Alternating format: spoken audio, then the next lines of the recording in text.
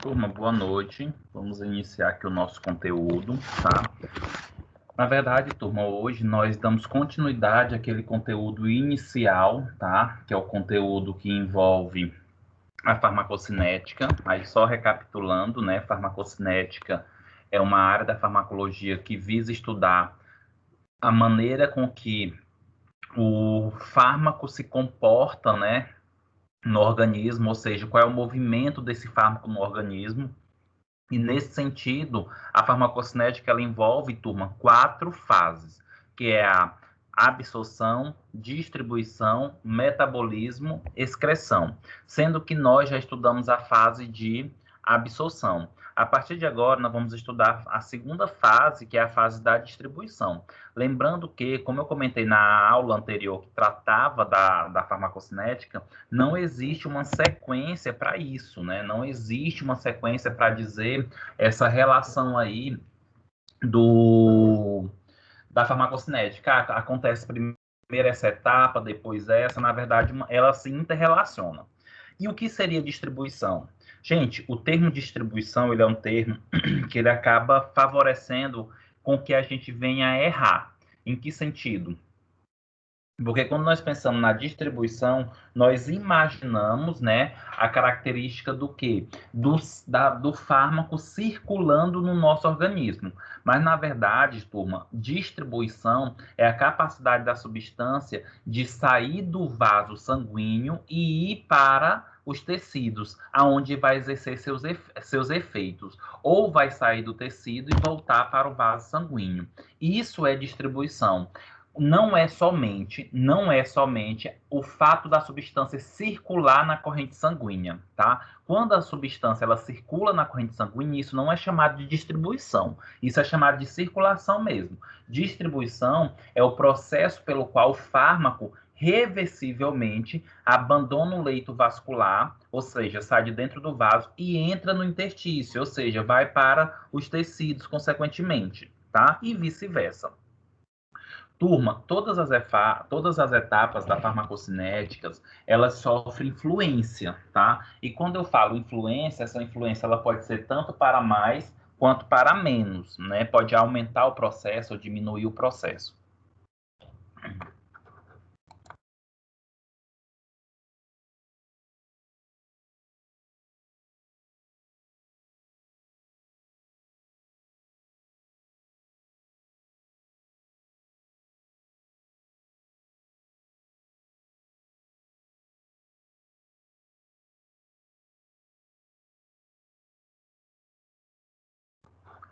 E aí, turma, nesse sentido, nós temos também alguns fatores que influenciam a distribuição, como o fluxo sanguíneo, a permeabilidade capilar, a capacidade ou não das substâncias se ligarem às proteínas plasmáticas ou outras, e também a característica da hidrofobicidade do fármaco. Vamos falar fator por fator, né, que influencia. O que é o fluxo sanguíneo? É a circulação. Gente, quanto maior for o fluxo sanguíneo, maior será a circulação desse fármaco e, consequentemente, mais rápido ele vai chegar no tecido. Então, aumenta aí o processo de distribuição. Permeabilidade capilar. Quanto mais permeável, ou seja, quanto mais fácil da substância sair de dentro do vaso e ir para o tecido, melhor vai ser. Permeabilidade capilar é a capacidade do vaso permitir a passagem dessas substâncias do meio interno para o meio externo ou do externo para o meio interno. Ligação com as proteínas plasmáticas. O que é que acontece, turma?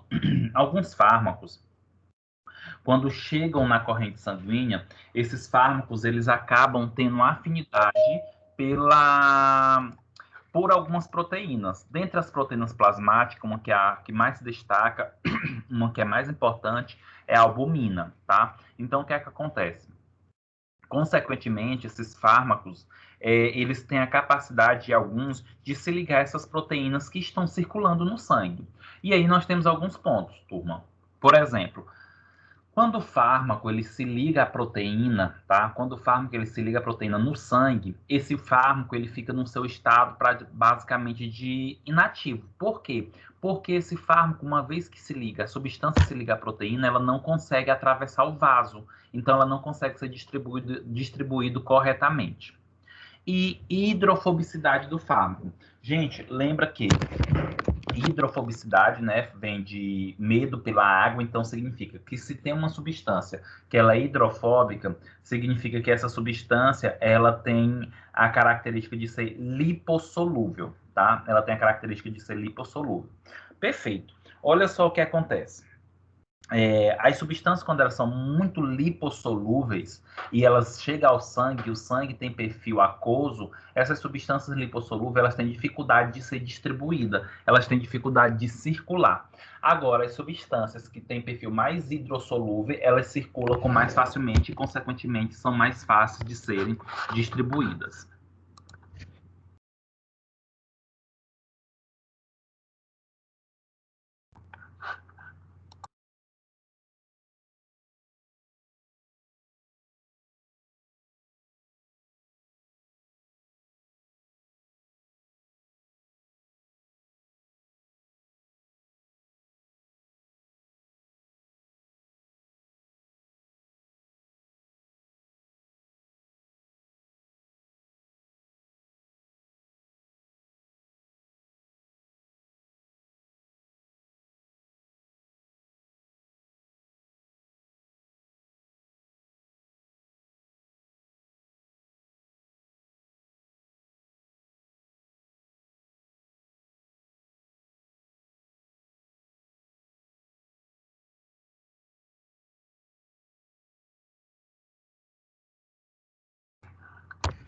E aí, turma, nesse contexto, né, nós temos algumas situações importantes. Por exemplo, ligação com as proteínas plasmáticas, tá?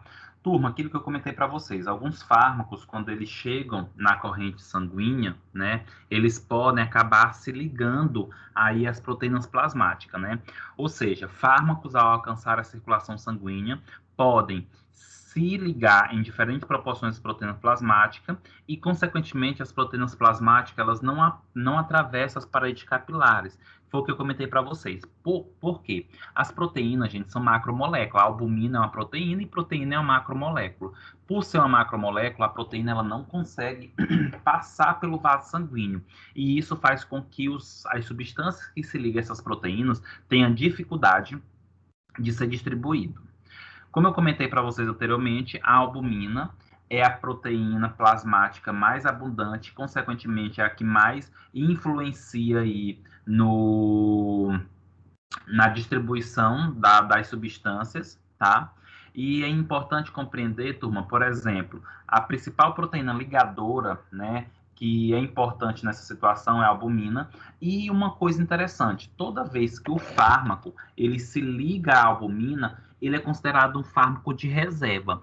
Por quê? Porque como aquele fármaco, ele consequentemente não vai conseguir atravessar o vaso, porque está ligado à proteína, e a proteína é uma macromolécula, vai chegar um momento, mais cedo ou mais tarde, que a substância vai se desligar da proteína. E aí, quando essa substância desligar da proteína, aí sim, ela poderá, nesse sentido, fazer o efeito. Então, por isso que fala que é uma situação de reserva, porque depois de algum tempo vai ocorrer o desmembramento, a desligação dessa substância à proteína, tá? E as substâncias que são ácidos fracos ou drogas hidrofóbicas, elas têm maior afinidade por se ligar ou para ligar a albumina. Turma, a nossa terceira etapa que se estuda na farmacocinética é o metabolismo, que também pode ser chamado de biotransformação. Lembrando que não necessariamente essas etapas elas acontecem nessa sequência, tá? Elas podem acontecer em processos diferentes ou ao mesmo tempo. Olha só, turma, os fármacos, né? Por que os fármacos geralmente eles são metabolizados? Primeira coisa, o que é ser metabolizado? O que é uma substância ser metabolizada? Gente, a substância ela é metabolizada com um intuito. O principal motivo da substância ser metabolizada, sem dúvida, é para que ocorra a facilidade na sua eliminação. Como assim? A maioria das substâncias, quando nós ingerimos, a maioria dos medicamentos, quando nós ingerimos, são medicamentos, turma, que eles têm perfil lipossolúveis, tá? Perfil lipossolúvel. Consequentemente, Essas substâncias, para ser eliminado pelo principal sistema de eliminação de substâncias, que é o sistema renal, essas substâncias elas precisam estar no seu estado hidrossolúvel, porque assim facilita o processo de eliminação, tá? E aí, para essas substâncias que são lipossolúveis tornar-se hidrossolúveis, elas têm que passar pelo metabolismo. Esse metabolismo tem como objetivo principal deixar as substâncias mais polares, mais hidrossolúveis, para facilitar, assim, a sua eliminação, tá? Lembrando que as principais vias de eliminação das substâncias, a principal via é o sistema renal, apesar de que pode ser eliminada a substância pela bile, pelo intestino, pelo suor, pelo pulmão, tá? E olha só, vários órgãos podem favorecer a metabolização, como, por exemplo, o fígado, os rins, o intestino. Contudo, gente, o fígado é o principal órgão metabolizador, ou seja, biotransformador. Lembrando que a palavra metabolismo ela pode ser sinônimo de biotransformação. Entretanto, turma, por que o fígado, na verdade, é o principal órgão metabolizador? Porque o fígado ele é repleto de enzimas metabolizadoras, que são chamadas de enzimas citocromática ou enzima do citocromo P450, tá? Gente, lembrando que existe uma exceção nesse processo do metabolismo. Lembra que eu falei, lembra que eu comentei agora para vocês o seguinte? Eu falei para vocês que o principal objetivo do metabolismo é deixar as substâncias mais hidrossolúveis para ser eliminado. Contudo, tem o que nós chamamos de prodroga, que eu já até expliquei para vocês lá na nossa primeira aula da farmacologia, que é dos conceitos.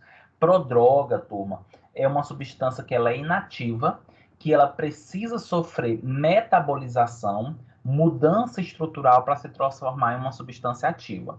Nesse caso aqui, o metabolismo ele tem essa função. Quando as substâncias são prodrogas, aí deixa as substâncias ativas.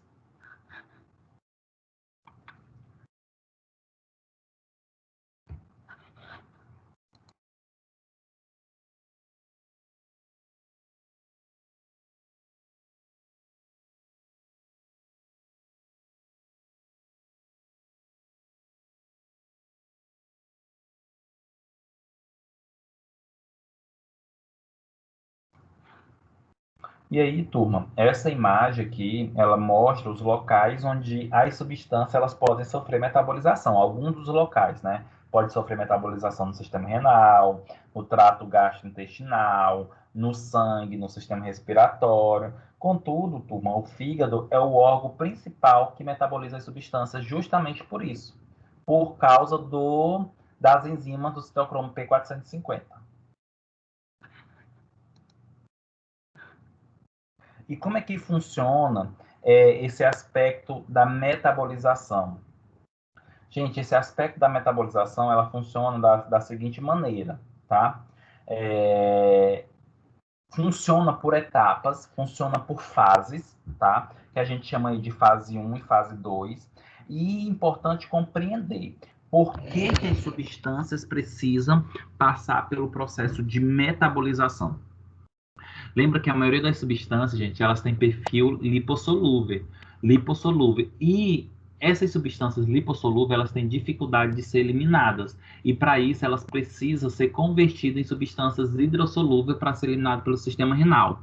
Consequentemente, há duas fases que podem favorecer esse aspecto, deixar as substâncias mais hidrossolúveis, que é a reação de fase 1, ou somente fase 1, e a reação de fase 2, ou somente de fase 2. Elas recebem outro nome que eu vou falar agora para vocês.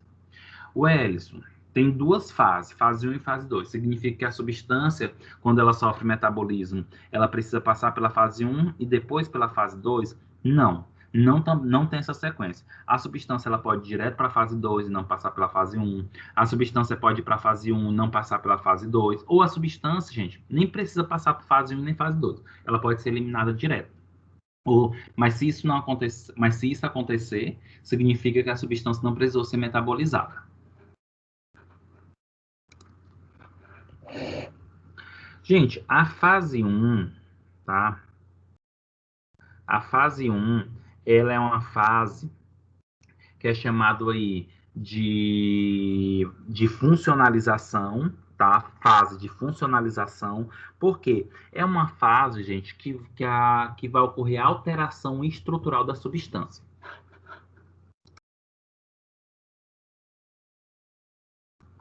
Como assim?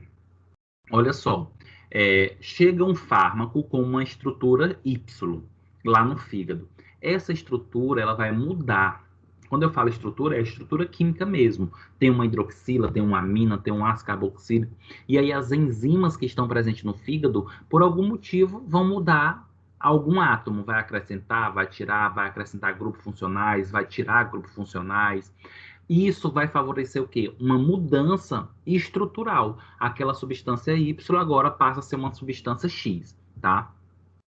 E qual seria a importância disso aí? A importância é porque quando ocorre esse processo, eu vou ter uma substância teoricamente um pouco mais hidrossolúvel, ou seja, mais facilmente para ser eliminada. A reação de fase 1, gente, ela converte moléculas lipofílicas em moléculas mais polares, tá? E geralmente, para isso acontecer, as enzimas presentes no fígado, elas acabam introduzindo radicais que têm perfil polar. Quando eu falo radical com perfil polar, turma, é que vai deixar a substância mais hidrossolúvel. Lembrando que o objetivo de deixar mais hidrossolúvel é facilitar a sua eliminação pelo sistema renal. Entre esses grupamentos que deixam as substâncias hidrossolúveis, que vai ser acrescentados nessas estruturas, nós temos aqui a hidroxila e nós temos também o grupamento amina. Consequentemente, a reação de fase 1, ela pode aumentar ou diminuir ou deixar inalterada a atividade farmacológica, tá? Então, toda vez, turma, que uma substância ela passar pela fase 1, ela pode aumentar o seu efeito, ela pode diminuir o seu efeito ou deixar totalmente inalterado, ou seja, sem efeito aquela substância. Por quê? Porque passa pelo processo de metabolismo e muda toda a sua estrutura química. Gente, o processo de fase 1, ele é um processo enzimático, ele é um processo que, toda vez que a substância passa pela fase 1, precisa da participação de enzimas. E essas enzimas vão favorecer alguns eventos químicos sobre a molécula. Pode ser oxidação, pode ser hidrólise ou redução.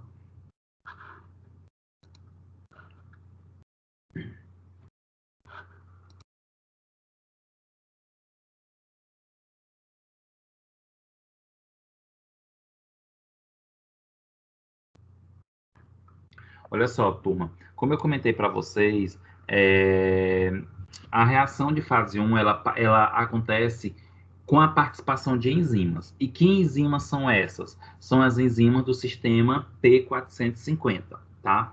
Essas enzimas é muito importante para o metabolismo de várias substâncias endógenas e para a biotransformação de substâncias exógenas, ou seja, essa biotransformação, turma, ela acontece não somente com substâncias que nós ingerimos, mas as substâncias que são sintetizadas, produzidas pelo nosso corpo também passam por processo de metabolismo, tá? As enzimas do citocromo P450, turma, são enzimas de família de isoenzimas que ocorrem na maioria das células, mas que são particularmente abundantes no fígado. Ou seja, turma, basicamente, todos os tecidos apresentam essas enzimas metabolizadoras e, consequentemente, pode ser que esses tecidos eles acabam metabolizando as substâncias. Contudo, o fígado é o órgão mais metabolizador justamente pelo fato dele ter uma maior quantidade de enzima.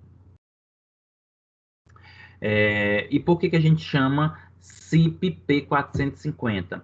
CYP, gente, significa, a sigla CYP significa citocromo e pink, significa que essas enzimas, tá? São enzimas que têm cor em solução e que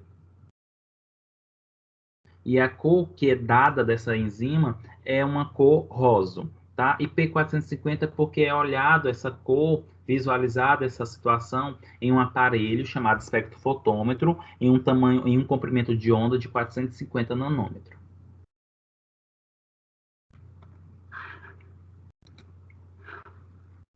E aí, turma, quando eu falo CYP P450 ou sistema P450 significa o quê? Que é um conjunto de famílias enzimáticas, não é uma enzima. São várias enzimas metabolizadoras que pertencem a essa situação, tá?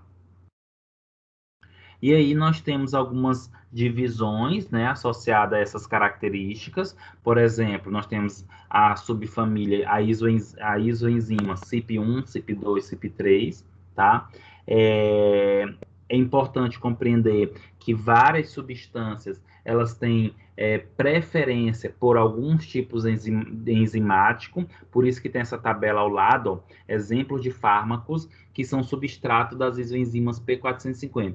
Aí nós temos, por exemplo, a CYP2E1, que metaboliza o álcool. Significa que quando a pessoa ingerir o álcool, consequentemente, turma, a enzima que vai ser mais responsável por metabolizar o álcool é essa enzima aí, a CYP2E1. E existem várias situações ou fatores que podem influenciar, turma, no caso, a modificação dessas enzimas, a metabolização das substâncias, como, por exemplo, fatores genéticos e fatores ambientais. Certo, turma? Então, nós falamos, né, de modo geral, nós falamos aqui da fase 1, agora a gente vai falar da fase 2. Lembrando que não existe uma sequência para essa metabolização. Pode acontecer a fase 1, depois a fase 2, ou pode acontecer só a fase 1, ou pode acontecer só a fase 2, ou não acontecer nenhuma das fases. A substância age, vai ser eliminada e não passou pelo processo de metabolização, tá? Gente, a reação de fase 2, ela é uma reação que ela é chamada, gente, reação de conjugação. O que é a reação de conjugação? Significa que a substância, que é o medicamento, ela vai se ligar a uma outra substância produzida endogicamente, ou seja, produzida pelo nosso corpo, tá? E qual é o intuito dessa reação de fase 2? Gente, a reação de fase 2, quando acontece, ela deixa a substância que foi conjugada totalmente sem efeito. Fica livre, né? E também acaba ficando 100% hidrossolúvel, ou seja, pronto para ser eliminada, tá? Então, como eu falei para vocês, a reação de fase 2 consiste em uma reação de conjugação, né? Ou seja, os metabólitos da fase 1, que mais polares, são excretados pelos rins, aquilo que eu comentei para vocês. Quando a substância ela é uma substância mais hidrossolúvel, ela já vai ser eliminada, nem precisa passar pela fase 2. Agora, às vezes, tem substância, turma, que elas são tão lipossolúveis, que mesmo passando pela fase 1, ela não consegue ficar pronto para ser eliminada. Aí ela tem que passar pela fase 2 e, consequentemente, essa fase 2 ela vai favorecer aí a deixar a substância hidrossolúvel.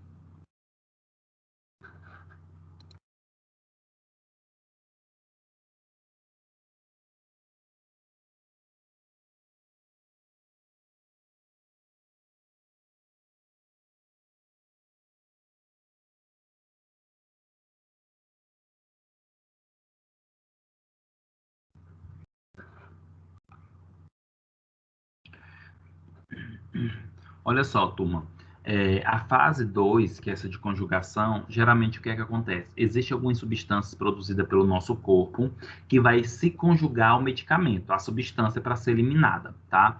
E a principal substância, que é a conjugadora da maioria das substâncias dos fármacos, dos medicamentos, é o ácido glicurônico, tá? Esse ácido glicurônico aí que vai ser responsável pela conjugação em si. Então, vai vir uma substância, um exemplo, paracetamol. A pessoa vai ingerir o paracetamol vai fazer o seu efeito, e depois o paracetamol vai ser metabolizado. Aí esse paracetamol, quando ele é metabolizado, ele vai produzir os radicais e os substratos oriundos dele. Vai vir um ácido glicurônico se ligar a esses substratos e deixar esse substrato inativo e 100% hidrossolúvel, pronto para ser eliminado. Além disso, existem outras substâncias que podem atuar como conjugadoras, como o ácido sulfúrico, o ácido acético e alguns aminoácidos. Gente, é importante compreender, e isso é um ponto importante desse conteúdo, que a fase 2, quando acontece, ela deixa a substância inativa e hidrossolúvel. Turma, essa fase 2 ela é uma fase importantíssima como um mecanismo de desintoxicação. Por quê? Porque uma vez que isso acontece, isso acaba facilitando aí a eliminação de substâncias que poderia fazer algum efeito ruim no nosso organismo. E nesse sentido é importante que nós possamos aí tomar cuidado em algumas situações. Por exemplo, os neonatos, eles são deficientes nesse sistema de conjugação. Então, quando vai ser administrado o medicamento para o neonato, tem que ter um cálculo de dosagem, não pode ser dado qualquer dose. Por quê? Porque a substância, como os neonatos têm dificuldade de conjugação, tem tendência dessa substância permanecer mais tempo no organismo e aí exercer um efeito tóxico.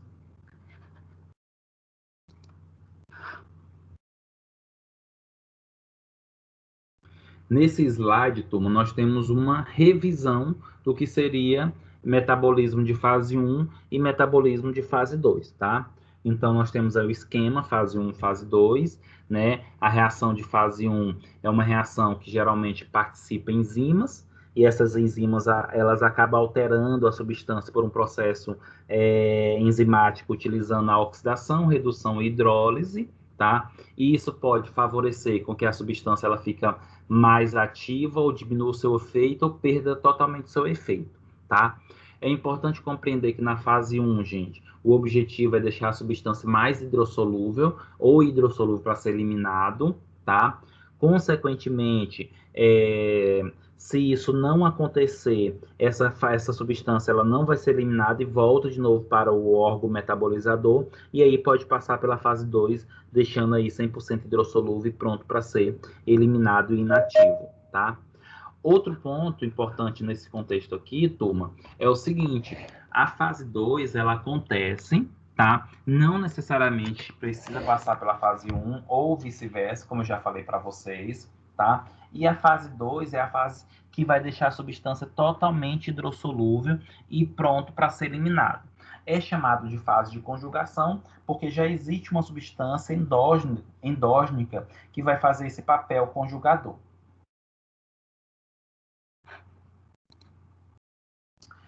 Como eu comentei na primeira aula que falou de farmacocinética e hoje no início, gente, todas as fases da farmacocinética elas têm fatores que influenciam para mais ou para menos. E a fase de metabolismo não seria diferente. A fase metabólica ela tem os seus fatores que favorecem aqui as influências, né? Como, por exemplo, polimorfismo genético, sexo, idade, patologia, indução enzimática e inibição enzimática. Por exemplo, gente, polimorfismo genético. Pode ser que tenha uma pessoa que, por diferença genética, por ter um gene diferente, ele tenha uma enzima a mais. E essa enzima ou produz mais enzima do que outra. Consequentemente, ele metaboliza mais a substância do que uma outra pessoa. O sexo. Tem fármacos que são metabolizados mais rápido ou lentamente por homens e vice-versa, por mulheres. A idade. Sabe, gente, que os idosos ele tem um metabolismo mais lento, né? Por quê? Porque o fígado, que é o principal órgão metabolizador, já está desgastado, já está com doenças ou alguns outros problemas. Patologia. Gente, em relação às patologias, por exemplo, pessoas que têm cirrose, carcinoma hepático, possivelmente eles vão ter influência aí, né, na metabolização. Mas, dentre esses pontos mais importantes que eu quero chamar a atenção de vocês, dos fatores que influenciam a biotransformação, eu chamo a atenção de vocês da indução enzimática e inibição enzimática. O próprio nome já nos sugere o que isso significa, né? Indução e inibição. Gente, quando eu falo, olha só, quando eu falo inibição, eu estou querendo dizer que uma substância, a pessoa ingeriu uma substância e essa substância inibiu o metabolismo de outra substância. E quando eu falo indução, significa que o indivíduo ele ingeriu uma substância que aumentou a metabolização de uma outra substância. Vamos falar mais detalhe por detalhe dessas duas situações, porque é muito importante nesse contexto metabólico.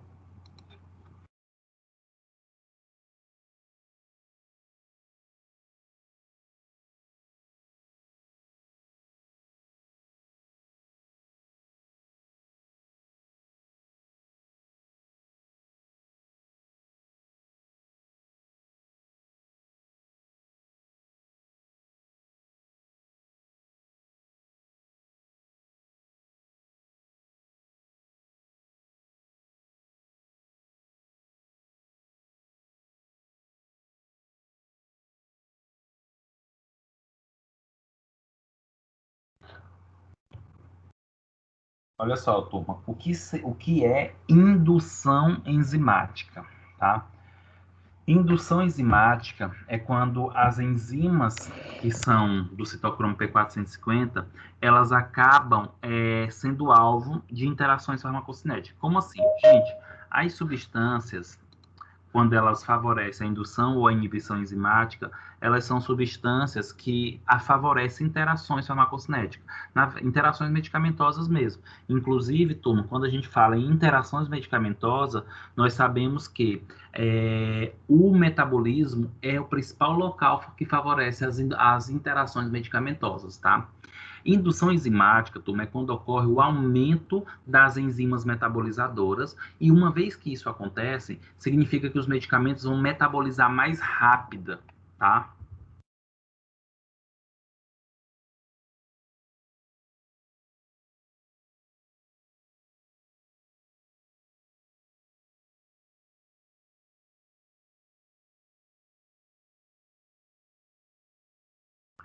E aí, turma, olha só, o que acontece? Uma vez que uma substância ela é metabolizada muito rápida, ela acaba sendo eliminada mais rapidamente. E se ela é eliminada mais rápido, isso significa que o seu efeito também pode ser menor, tá?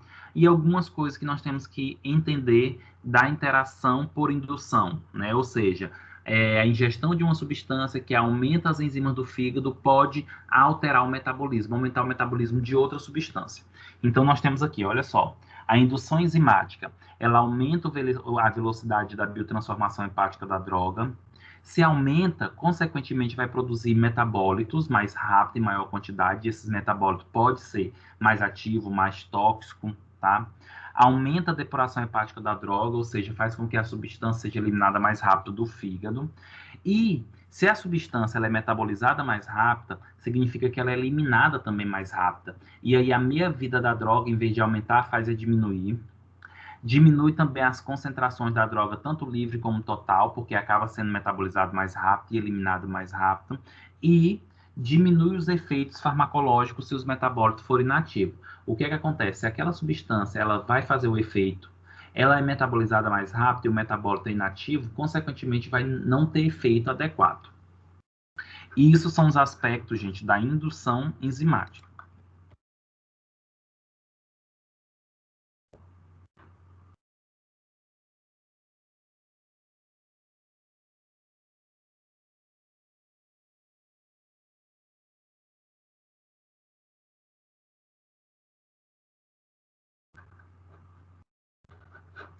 Turma, a inibição enzimática, né, é uma inibição das isoenzimas, CYP, é uma fonte importante também de interação de fármaco que leva a efeitos graves adversos, tá? Como comentado anteriormente.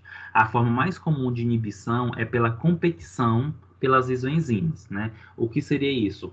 A pessoa ingere uma substância, essa substância ela tem afinidade por uma enzima, essa substância acaba se ligando a essa enzima e impede com que ela metabolize a outra substância, a substância B, no caso. E quando ocorre a inibição das enzimas, o que vai acontecer? Vai diminuir a velocidade da produção de metabólitos, ou seja, a substância não é metabolizada, consequentemente não gera os metabólitos. Diminui a depuração total, ou seja, a substância permanece mais tempo no organismo. Se permanece mais tempo no organismo, aumenta também a meia-vida plasmática da droga. Tá? Outro ponto importante é que se aumenta a meia-vida plasmática da droga, também vai permanecer mais tempo no organismo e essa droga ela vai ficar mais tempo livre ou ligada, e aí exercendo efeito. E se por acaso os efeitos farmacológicos dos metabólicos forem inativos, o que seria isso? Vai aumentar os efeitos farmacológicos se os metabólicos forem inativos. Ou seja, se não precisar da biotransformação para ter o efeito, essa substância vai exercer um efeito grande, já que não vai ser metabolizada.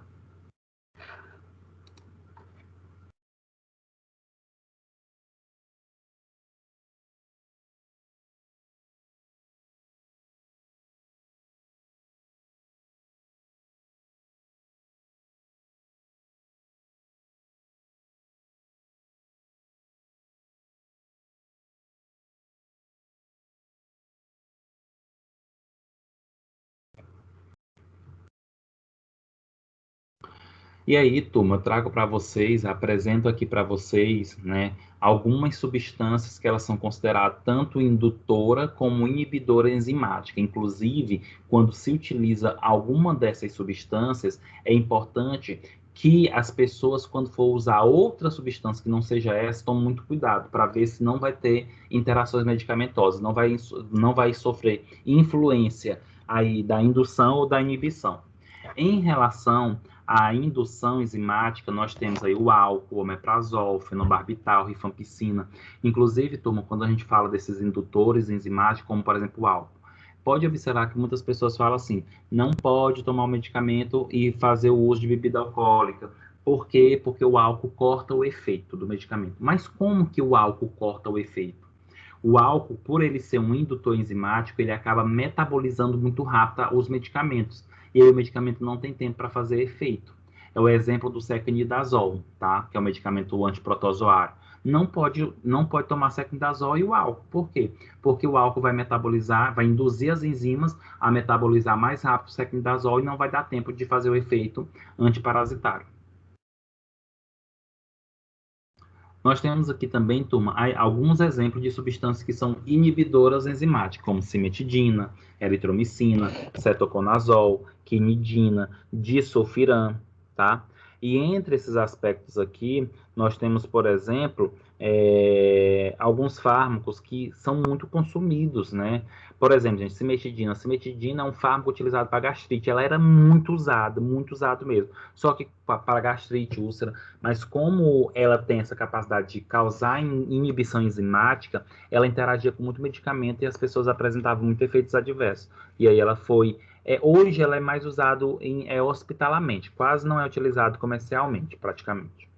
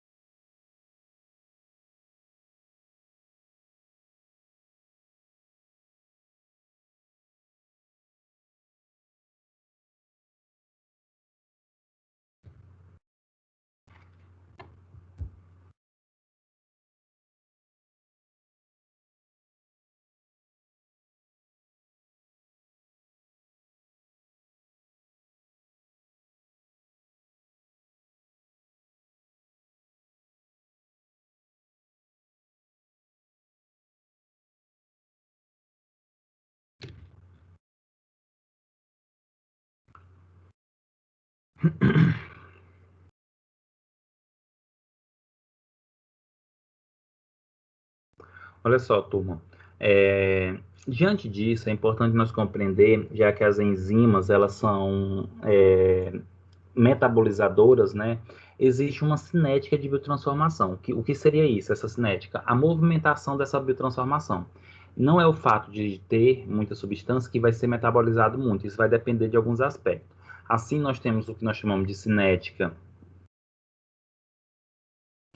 Nós temos a cinética de primeira ordem e a cinética de ordem zero. Sendo que a cinética de primeira ordem, né, a velocidade do metabolismo da droga é diretamente proporcional à concentração da droga livre.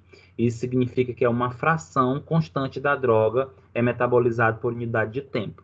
Ou seja, é, quando a gente fala isso, significa que a quantidade de droga livre ela vai sendo metabolizada com o passar do tempo.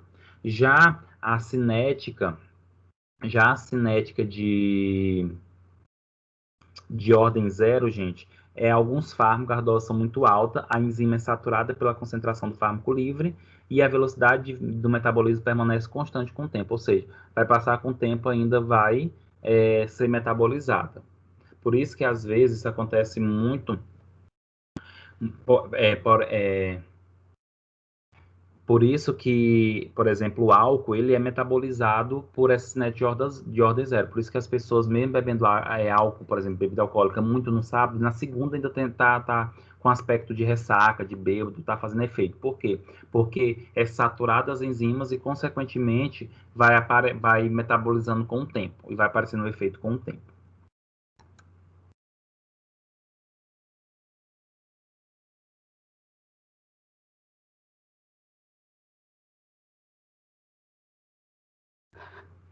Turma, alguma pergunta, algum comentário?